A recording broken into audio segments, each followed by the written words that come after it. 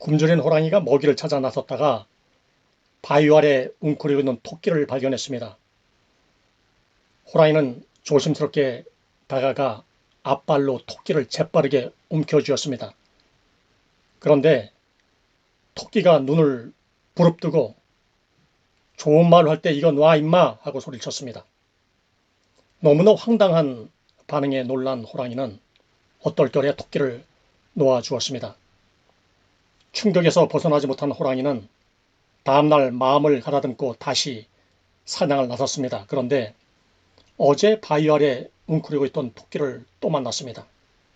이번에는 가만히 두지 않겠다며 숨을 죽이고 다가가 목덜미를 물었습니다. 그때 토끼가 다시 소리쳤습니다. 나야 임마! 호랑이는 또다시 충격에 빠졌습니다. 하찮은 토끼에게 두 번씩이나 어이없이 당했지만 이번만큼은 절대로 용서하지 못한다며 다음날 다시 사냥에 나섰습니다. 그런데 이번에는 두 번씩이나 놓친 토끼가 아닌 다른 토끼를 만났습니다. 드디어 잡아먹을 수 있겠다 싶어서 다가가 다리를 물었습니다. 그런데 그 토끼가 큰 소리로 말했습니다. 벌써 소문 다 났어 임마. 말도 안 되는 이야기가 우리 그리스도인들에게 교훈한 것이 있습니다. 교회 안에서는 믿음이 좋은 하나님의 용사 같지만 세상에 나가면 하찮은 일에도 당황하며 근심에 쌓인 일이 자주 일어납니다. 사자성어에 우물한 개구리란 말이 있습니다. 생각하는 것이 폭넓지 못하고 좁은 사람이라는 뜻으로 우물 속에 들어앉아서 그것이 세상의 전부인 줄 아는 것입니다. 신앙생활도 이 식견이 좁아서 자신에게 갇혀 있으면 예루살렘이 전부인 줄 압니다. 그런데 주님은 예루살렘과 온 유대와 사마리아와 땅끝까지라고 말씀하시면서 우리의 영혼을 향한 도전을 하십니다. 런던에서 출발하는 단기 선교 여정으로 여러분을 초청하고 선교에 대한 동기부여가 되는 기회가 될 수 있기를 바랍니다. 저희가 이렇게 많은 선교를 감당했다는 모습을 나타내거나 드러내고자 하는 것이 아니라는 것을 말씀드립니다. 우리 팬데믹을 함께 겪으면서 자칫 환경적 요인으로 인해서 낙심과 절망 가운데 좌절하지 않고 다시 한번 주의 은혜로 비전을 확인하고 결단하는 계기가 되기를 바랄 뿐입니다.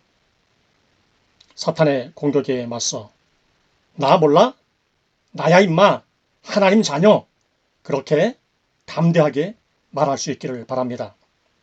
선교는 이 상황에 따라서 기본적인 프레임이 다르지만 어떤 내용을 어떤 방법으로 수행해야 하고 선교를 수행하는 주체가 누구인지 대상은 누구이며 어떤 우선순위를 가지고 감당해야 되는 것인가를 기획을 합니다.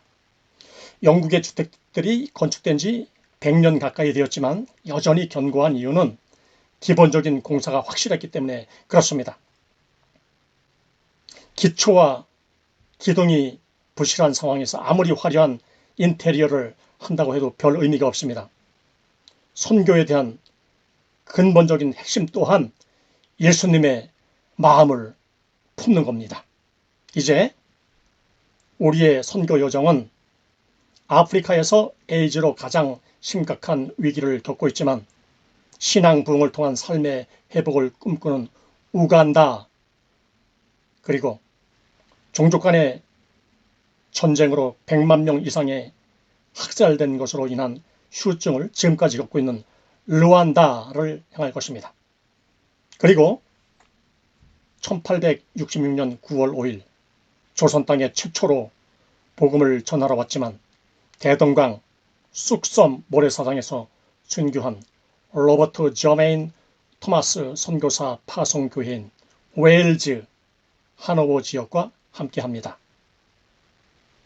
나아가 조선을 향한 문서 선교에 최초로 쓰임받고 공헌한 존 로스와 맥켄타이어를 배출한 영적 어머니와 같은 나라 스코틀랜드를 향할 것입니다. 아울러 영국에서 가장 험악한 지역인 브릭스턴과 런던 시내 중심에 위치한 레스터 스퀘어의 전도 현장으로 초대를 하겠습니다. 그뿐 아니고 제도적 캐톨릭 아래 복음적 영적 기치를 높였던 위그노의 성지 프랑스와 스페인에 반대하여 개신교 주도 혁명을 통한 독립을 수립했던 네덜란드, 루터교와 개혁교회 사이에서의 신학적 쟁점 때문에 영적으로 분열하는 독일, 마르크스주의로 손상된 사회적, 영적 영향이 교회를 황폐시켰지만 개신교 지도자들이 담대히 주를 위해 고난을 받았던 헝가리, 카톨릭이 주를 이루고 있지만 소수의 복음주의 신자들을 통한 개혁을 열망해야 하는 슬로바키아를 향합니다.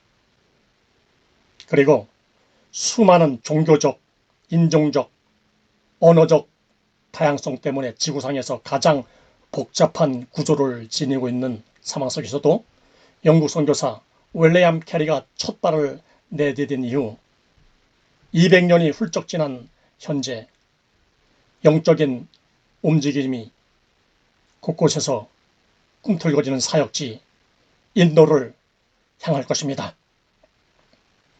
주님의 사람들이 존재하는 이유는 하나님 거룩한 뜻과 목적에 순종하기 위함입니다.